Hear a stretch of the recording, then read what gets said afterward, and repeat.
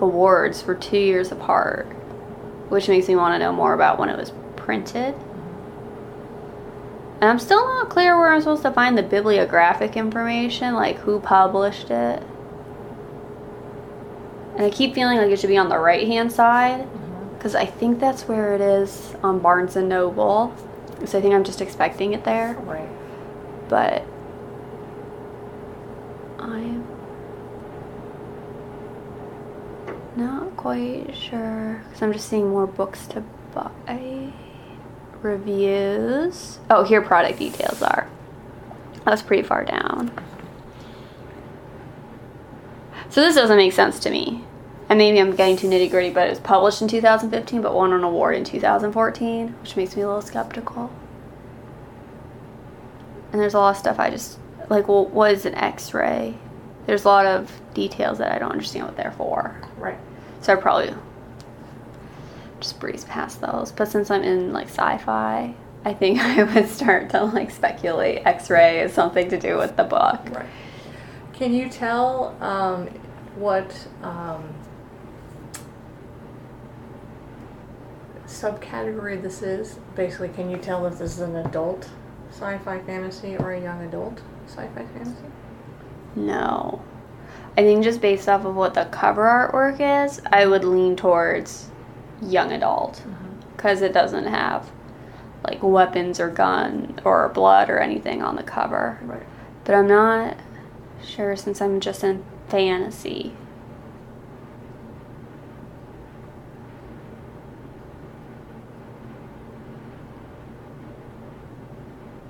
It's not super obvious, I thought they would say. Once scrolling back up to the top. Like, I thought it would have it in this section. Almost. Where the length is. Yeah. Just because that seems to be where you're looking for, like, a lot of the, like, detailed information about, like, length and stuff. And it doesn't have a, like, it has it a little bit, the search path I took, but Now, how important is price to you? a little bit, definitely. Does it ever play a price? Does it ever determine does it determine if you buy the book? No, but it will determine how many I buy, usually. Okay.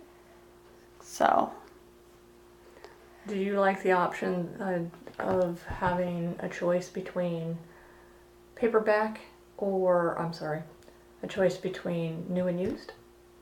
yes, Which one would you buy most often? new. Do you ever interested in buying for used? For textbooks, but for personal reading, no. Okay, great. So let's say you liked this book and you wanted to buy it. What would you do? Am I trying to buy it for my Kindle? Yes. Okay. I'd probably hit the Kindle box out of the 4. And it says it's $0. It's Prime. So the book's free for the Kindle? If you have Prime, you can read the book for free. Oh my gosh. Well, then I would definitely probably buy it. It's free, so if I don't like it, it's no big deal. Okay. I'm not going anywhere. Okay, that's right. Oh, yeah, so... I'm sorry, go ahead. I clicked it, but I'm not going to another page. It just highlighted it, so I'm not really clear if I actually got it on your Kindle. You didn't. Okay. Okay, phew, good. That's right. Do you know where you buy it? I mean, when you look at the site, can you figure out where? Well, I guess I would then move over to the buy now, but I'd be a little hesitant that I think with the Prime, like, your credit card information is saved. Right. That even though it says it's free here, Right. it says $3.99 here, I'd be a little nervous that I'd get charged $4. Well, looking at that, can you figure out why it would have 0 for Prime and then yet still says buy now for $3.99? Well, it does have the or for read and listen for free. Okay. Or buy now. But for some reason, the buy now color jumped out, even though the one above it is bigger. Okay. No, that's great. That's perfect. Okay. So, last set of questions then. So, kind of experiencing that, how does this online experience kind of measure up to what your expectations would be? The purchasing, I think, because there are so many options, that I really thought hitting the Kindle square button was gonna do something for me instead of just highlight it. So kind of, I don't know. The impulse buying is not quite there. Right. But how would you prefer, if you had your choice, to navigate the site? And it's not necessarily technical, it's more of what would be your preference if kind of a sequence of events to buy a book?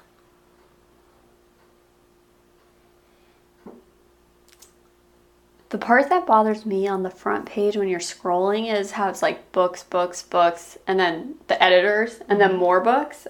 I don't really want the editors' picks thrown in there because I don't really care what they picked. Like, I feel like I would have preferred to have, like, Pulitzer Prize, like, or, like, different awards that I follow to see who won those awards. I would prefer that than the editors' picks. Okay. Nice. Do you feel, looking at all this, that there is anything that you felt like was out of place or just unnecessary? Well, I did feel like they had a lot of categories. I'll be honest, if I wasn't doing this for a project, I would have stopped after number 5. Like, it just... But then, I kind of got sucked in, and I was like, well, how can there be so many? And then I found there was, like, 2 religions, But there just seemed to be a lot of options for, like, how they broke stuff down, which surprised me. Okay.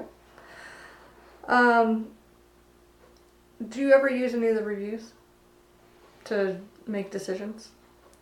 I'll, like, glance to see, like, just the general, like, this one has the 4 out of 5 stars out of, what is that, like, 2,900 customers? But I don't usually read them for books. Okay. There's a lot of features on here that you're not aware of, which we've seen just because this isn't something you normally use. But it does have, like I said, the look inside. It does allow you to buy multiple types of books at multiple levels. It will give you like the customer bought this, or maybe the author bought something, and the reviews and all. It also allows you to do a one-click buy. So all of these features, the categories, the icons.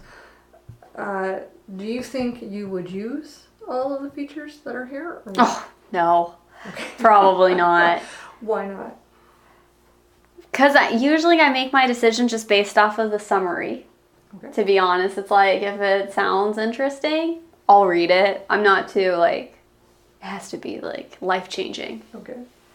Are there any features that you feel that are missing, that you would want to be there? Not that I can think of for digitally. Because, you can look inside the book and see the size of the font. So I'm assuming the font size that's getting up here would be similar to what I would read on the Kindle.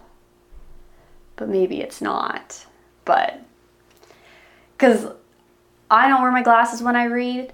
And so I like my font bigger.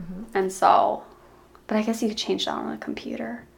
I'm not sure because I just don't do it, but that's all right. I know that's a big deciding factor when I'm picking out hardcover books, is can I read the font easily? Right. It's me now. It has to get bigger and bigger. Oh yeah, I know that I'm already there. Okay, let me just ask you: is there anything as you're looking at this that would actually motivate you to use this site and buy these books? Because it can be paperback, it can be hardback, it can be digital. I mean, I guess it would depend on what their shipping policy is over Barnes & Nobles. And I just use Barnes & Nobles because my mom has her the Barnes & Noble membership card, so I get her discounts. But they take a while for shipping sometimes.